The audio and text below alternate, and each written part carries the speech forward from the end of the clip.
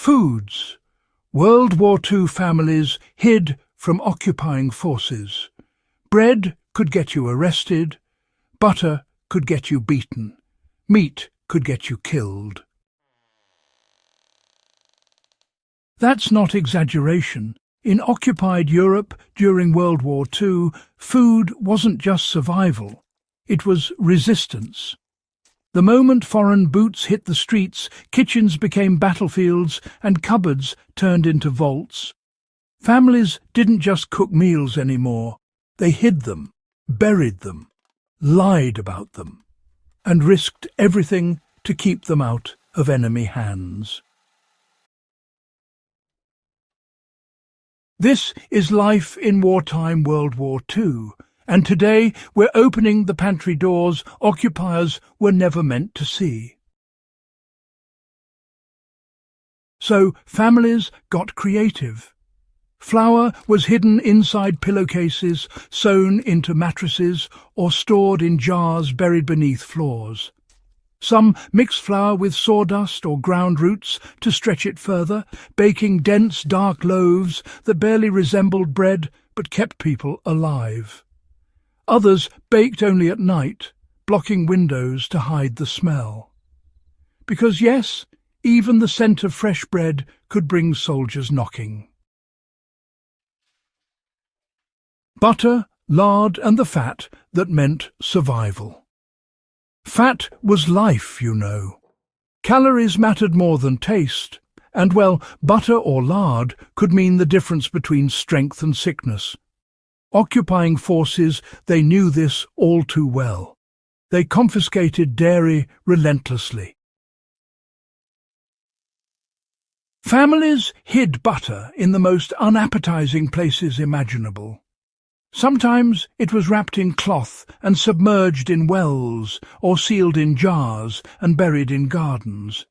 Some folks even stored it inside animal feed bins, trusting soldiers wouldn't dig too deep. Lard was smeared onto parchment and rolled tight, disguised as trash. In many regions, hiding fat was actually more dangerous than hiding weapons. Being caught could mean brutal punishment. But without fat, bodies failed fast. So people took the risk. Meat that never touched the table. Meat was rare, and that made it just irresistible to occupiers.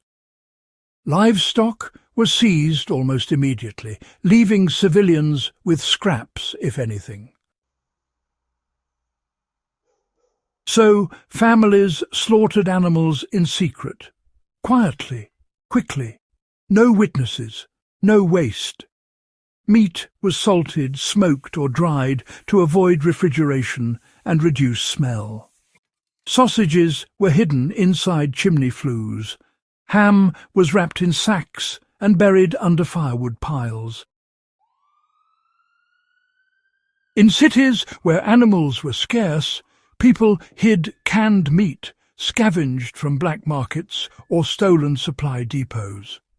A single tin could feed a family for days.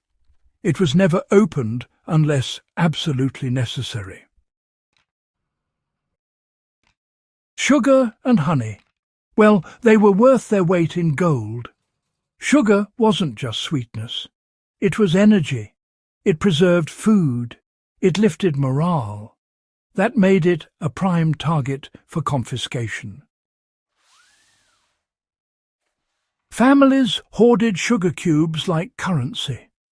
They were hidden inside hollowed books, stored in tin boxes beneath loose floorboards, or, well, dissolved into syrups and rebottled as something else entirely. Honey was easier to hide, but just as valuable. Some families kept beehives disguised as abandoned sheds, harvesting only small amounts to avoid suspicion. In many occupied areas, sugar rations dropped by more than half during World War II. Those who hid it survived winter better. Those who didn't felt it in their bones. Potatoes buried like treasure. Potatoes were humble, but they were reliable. Easy to grow, easy to hide, and filling. Families buried potatoes in pits lined with straw, hidden beneath vegetable patches, or even inside homes. Cellars became underground food banks.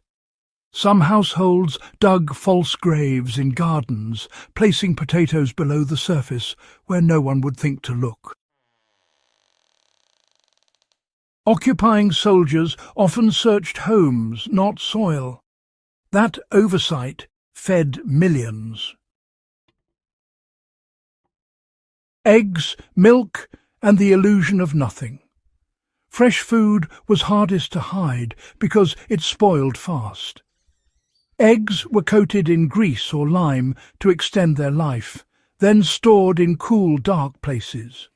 Milk was turned into cheese or curds immediately, reducing smell and making it easier to conceal.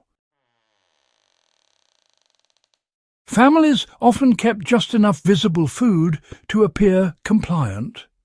An empty shelf was safer than a full one. The real supplies stayed hidden, untouched, unless hunger forced the secret open. Coffee substitutes and forbidden comforts. Real coffee disappeared early in World War II. What replaced it was roasted grain, acorns or chicory. But, some families hid real coffee beans like heirlooms, a few beans at a time, ground only on special days. A quiet act of defiance disguised as comfort. Chocolate, too, was hidden. Saved for children, saved for illness, saved for hope. These weren't luxuries. They were reminders of normal life. Hiding food wasn't just about eating. It was about control. Occupying forces used hunger as a weapon, believing that an empty stomach would break resistance. But, families proved them wrong. Every hidden loaf weakened that strategy. Every buried potato, really, was a small victory. Kitchens became quiet rebellion zones where survival itself was a form of protest. Historians estimate that in some occupied regions, up to 1/3 of civilian food consumption came from hidden, illegal, or unofficial sources. Without that, millions more would have starved. The legacy we forget. When we talk about World War II, we talk about battles and leaders. But real courage lived in kitchens, in hands kneading dough in silence, in parents lying to soldiers with straight faces while food sat inches away under the floor. These weren't soldiers, they were families, and they fought with flour, fat, and firewood. If this story opened your eyes, you're exactly who Life in Wartime World War II is for. Subscribe to the channel, share this video, and help keep the human side of history alive. Because war isn't just fought on battlefields. Sometimes it's fought over dinner.